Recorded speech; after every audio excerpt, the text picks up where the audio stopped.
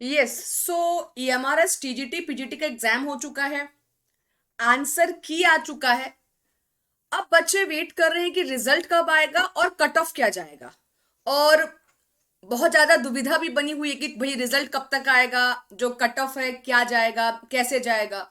तो यहाँ पर हम लोग डिस्कस करेंगे कि एक्सपेक्टेड हमारा TGT और PGT का कट ऑफ कितने के आसपास हो सकता है, कितने स्कोर में हम लोग सेफ माने जाएंगे। लेकिन यहाँ पे कुछ चीजों को आपको ध्यान में रखने की जरूरत है। सबसे पहली बात, क्वालिफाइंग पेपर है ना। सबसे पहला जो पॉइंट यहाँ पर आ जाता है, जो कट ऑफ है वो तो मैं डिस्कस करूंगी आपके साथ, लेकिन सबसे पहला जो मैटर यहां पर आ जा रहा है आपका, वो आ जा रहा है क्वालिफाइंग पेपर का। जहां पर मैक्सिमम बच्चे वहीं पर लैग कर रहे हैं। कहीं ना कहीं क्वालिफाइंग पेपर वाला जो मार्क्स है ना, जो लैंग्वेज पेपर में क्वालिफाई आपको करना है, मैक्सिमम बच्चे वहां पर कहीं ना कहीं लैग कर रहे हैं, कहीं ना कहीं उनका मेरिट वहां पर रुक रहा है।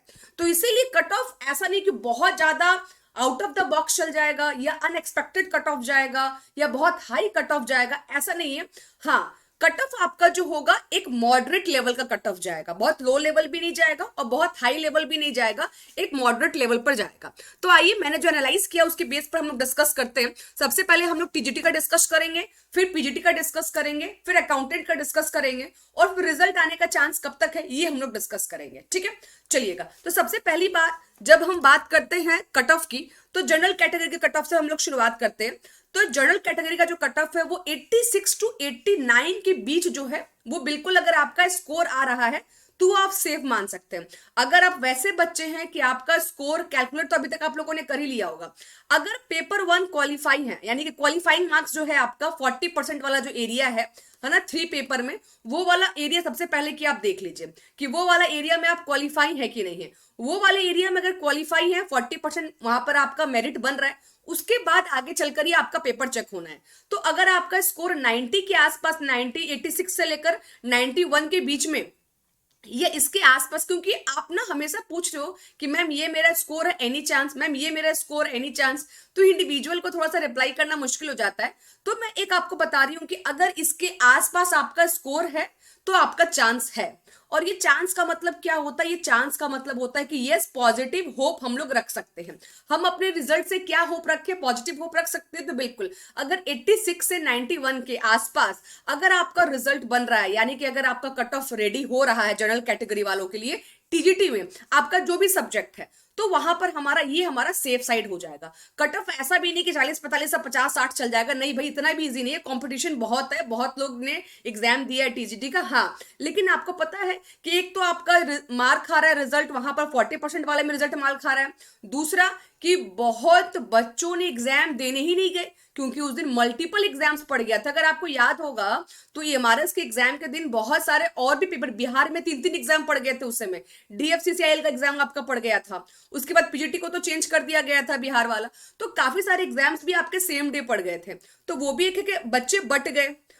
एब्सेंट का जो रेशियो था वो रेगुलर से ज्यादा रेशियो था, फिर 40%। तो ये सब ऑटोमेटिक आपके कट ऑफ को कहीं ना कहीं थोड़ा सा लो कर देता है।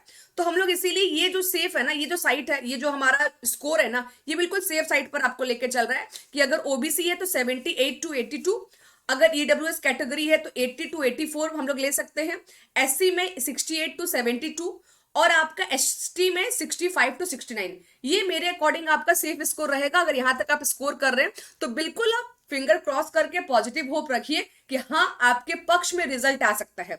बाकी 1% तो ऊपर वाले के ऊपर भी छोड़ दीजिए ना, बाकी जो किस्मत में लिखा होगा वो तो मिलेगा। तो 1% ऊपर वाले के लिए छोड़ दीजिए। 99% जो आपने मेहनत की है और आपका मार्क्स अगर यहां तक आ रहा तो रिजल्ट आपका हो सकता है पॉजिटिव, बिल्कुल पॉजिटिव। अब हम लोग बात करते हैं PGT के एक्सपेक्टेड कट ऑफ के बारे में।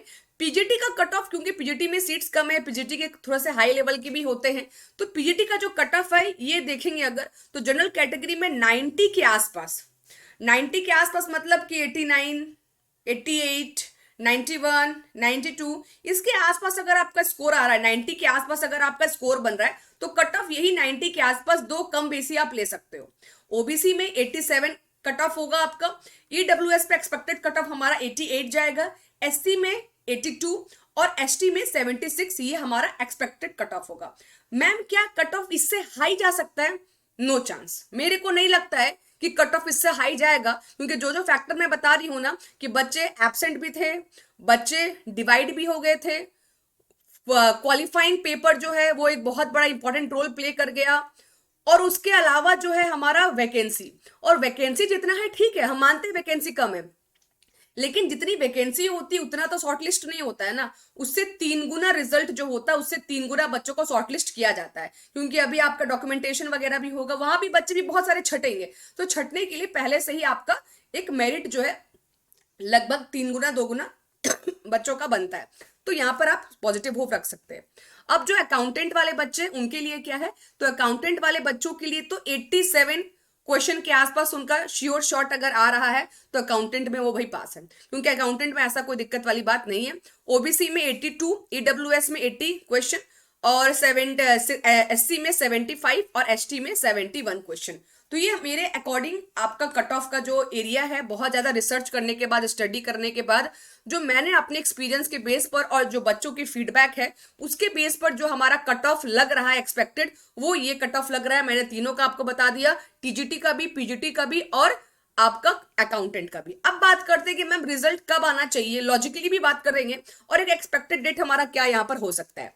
देखिएगा, उसके पहले एक चीज बता दूं कि अगर आप लोग DSSB की तैयारी कर रहे हो और अगर आप लोग टीचिंग फील्ड में जा रहे हो, टीचिंग फील्ड के बच्चे हो, तो DSSB का फॉर्म तो बिल्कुल आप सभी को भरना चाहिए, चाहे आपका टीजीटी हो चाहे आपका पीजीटी हो। पीजीटी में तो आपका सीटेट का रिक्वायरमेंट भी नहीं है। पीजीटी में अगर आपके पास बीएड नहीं है फिर भी आप फॉर्म भर सकते हो।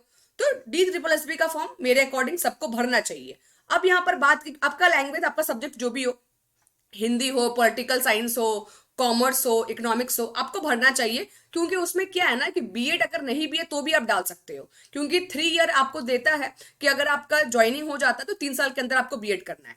तो इसीलिए आपका एक स्कॉलरशिप टेस्ट बुक के द्वारा ऑर्गेनाइज किया जा रहा है। सभी को दिख रहा है, एक बार ध्यान से देख लीजिए कि ऑल इंडिया लेवल पर DSSB के लिए स्कॉलरशिप टेस्ट ऑर्गेनाइज किया जा रहा है। ये जो स्कॉलरशिप टेस्ट है ना, ये जनरल पेपर का याद रखिएगा। जनरल पेपर में क्या आता है, तो Hindi, English, math, logical reasoning, GK, GS, ये सब जनरल पेपर में आता है।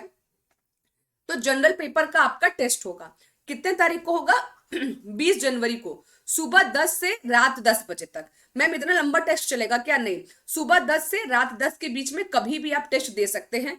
टेस्ट में कितने क्वेश्चन होंगे, तो 50 क्वेश्चन होंगे, 30 मिनट होगा। इतने कम टाइम मैम 50 क्वेश्चन में? DSSB का पैटर्न आपको पता होना चाहिए कि DSSB में 300 क्वेश्चन आते हैं और 180 मिनट का हमारे पास टाइम रहता है। तो उसी के हिसाब से पीजीटी में आपका, तो उसी के हिसाब से आपको यहाँ भी टेस्ट लिया जाएगा। 50 क्वेश्चन होंगे, 30 मिनट होंगे, 50 मार्क्स होगा। जैसा आपका रैंक आएगा उसके अकॉर्डिंग आपको स्कॉलरशिप दिया जाएगा। जो टॉप पर आएगा, कोई उन बच्चों को स्कॉलरशिप टेस्ट में आपका 100%, यानी 1 भी रुपया देने की जरूरत नहीं, उनको बैच मिल जाएगा। तो ये जो है ना, यहाँ पर जो सबसे टॉप पर आएगा उसको 100%, उसके नीचे 75 भी है, 85 भी है, 90 भी है, 60 भी है, यानी उतना तक डिस्काउंट आपको मिल सकता है। अप टू 100% तक आपको स्कॉलरशिप मिल जाएगा। DSSB के लिए बस ये चीज आपका वैलिड है। तो फटाफट से आप लोग जाइए, लिंक में डिस्क्रिप्शन में मैंने लिंक दे रही हूँ, वहां पर जाकर रजिस्ट्रेशन कर लेना। रजिस्ट्रेशन करने के बाद ही आप क्या कर पाएंगे कि आप ये टेस्ट के लिए अवेलेबल हो पाएंगे, वैलिड हो पाएंगे। ठीक है, रजिस्ट्रेशन का लिंक मैं डिस्क्रिप्शन में प्रोवाइड कर दे रही हूँ, वहां पे जाकर वहां पे अपना रजिस्ट्रेशन करवा देना।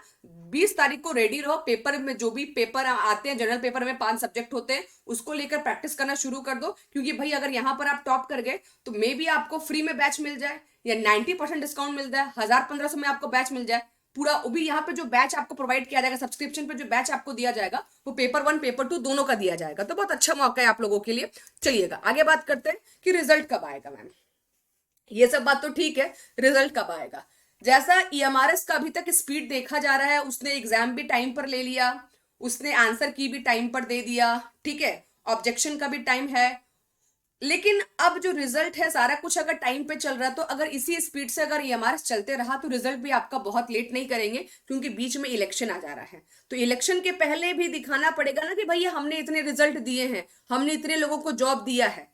ठीक है, जैसे कि बिहार में दिखाया गया कि भाई इतने लोगों को हम लोगों ने जॉब दे दी, कितना फटाफट रिक्रूटमेंट हो गया। तो मेरे को लगता है कि EMRS में भी सेम स्ट्रैटेजी होगी, और गवर्नमेंट इलेक्शन से पहले आपका रिजल्ट आपको दे देगा, डॉक्यूमेंट वेरिफिकेशन होकर नियुक्ति पत्र आपके हाथ में होंगे इलेक्शन के टाइम पे, और न्यू सेशन में आपको जो है ना ज्वाइनिंग मिल जाएगा कि मार्च से अप्रैल में आप ज्वाइन कर सकते हैं। तो अगर इस हिसाब से बात करें तो जनवरी के एंड में आपका रिजल्ट आ जाना चाहिए। जनवरी के एंड में आपका रिजल्ट आना चाहिए, और बहुत अगर लेट भी होगा ना तो फरवरी के स्टार्टिंग में, बस स्टार्टिंग वीक यानी फर्स्ट वीक में, इससे डिले आपका नहीं जाएगा। या तो जनवरी लास्ट तक, मेरे को जो 90% 80% जो मेरे को उम्मीद है वो है कि जनवरी के एंड तक आपका रिजल्ट दे देगा। उसके बाद फिर डॉक्यूमेंटेशन वगैरह में टाइम लगेगा 15-20 दिन का, या फिर 1 महीना का मान लेते हैं। उसमें सारा कुछ होने के बाद फरवरी में पूरा मामले को क्लियर करते हुए मार्च में आपको नियुक्ति पत्र दे दिया जाएगा और न्यू सेशन में आपका अपॉइंटमेंट भी हो जाएगा। ये होना चाहिए और मेरे को यही लगता है। तो बिल्कुल आप फिंगर क्रॉस रखिए। आज हमारा कितना तारीख हो गया? आज हमारा 18 तारीख हो गया, 17 तारीख हो गया, ठीक है। आज 17 हमारा हो गया। तो अब आपको ज्यादा दिन नहीं है, मुश्किल से 10-12 दिन के अंदर आपका रिजल्ट आ जाना चाहिए, ठीक है, जनवरी के एंड तक। Okay, bye bye, take care. Hope so कि वीडियो आपको पसंद आया हो। और अगर आप पीजीटी कॉमर्स की तैयारी कर रहे हैं तो मेरा क्लास कॉमर्स का डेली 7 बजे यूट्यूब पर होता है, बिल्कुल फ्री क्लास। तो वहां पर आके ज्वाइन कर सकते हैं, चाहे आप बिहार की तैयारी कर रहे हैं, चाहे आप जो है D3+B की तैयारी कर रहे हैं। क्लास में आइए, फ्री क्लास है बिल्कुल, वहां पर हम लोग क्लास को ज्वाइन कीजिए और एकदम फ्री चैप्टर्स हम लोग वहां पर डिस्कस करेंगे। चलिएगा, थैंक यू सो मच। और हाँ, जो बच्चे कॉमर्स की तैयारी कर रहे हैं, अगर D3+B का कोर्स लेना है या बिहार का कोर्स लेना है तो मेरा कॉमर्स का कोर्स भी वहां पर अवेलेबल है। टेक्स्ट बुक के साइट पर जाके कॉमर्स का या D3+B का या बिहार एसेट का कोर्स भी आप परचेस कर सकते हैं। D3+B का तो कोर्स अभी मत लो, क्योंकि अभी स्कॉलरशिप टेस्ट पे फोकस करो। स्कॉलरशिप में टेस्ट में अगर अच्छे मार्क्स आ गए ना तो ऐसे ही आपको बहुत कम सब्सक्रिप्शन में आपको मिल जाएगा। तो उसके लिए अभी आप फाइट करो, ठीक है। चलो, all the very best, thank you. Video पसंद आया हो तो वीडियो को लाइक शेयर जरूर कर देना। Bye bye.